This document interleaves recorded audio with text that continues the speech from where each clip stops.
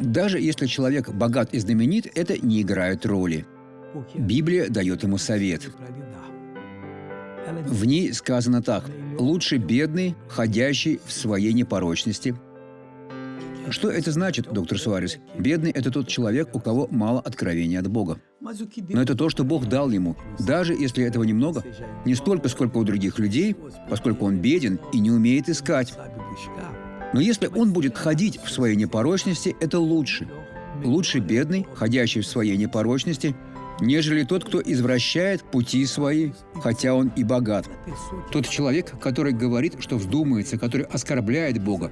Ведь в Библии сказано, что в Боге мы ходим, живем и существуем. Давайте твердо пребывать в Слове, и мы всегда будем добиваться успеха. Теперь посмотрим это свидетельство. Утром, когда я просыпалась, мне приходилось надевать на колено вот это. Наколенник. Наколенник для фиксации, иначе я не могла ходить. У меня была боль здесь. Раньше я ходила вот так.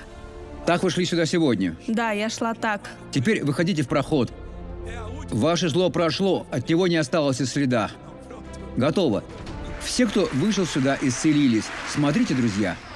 Теперь я молюсь за вас, Отец, во имя Христа.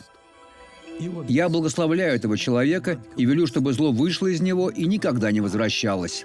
Во имя Иисуса. А вы скажите «Аминь».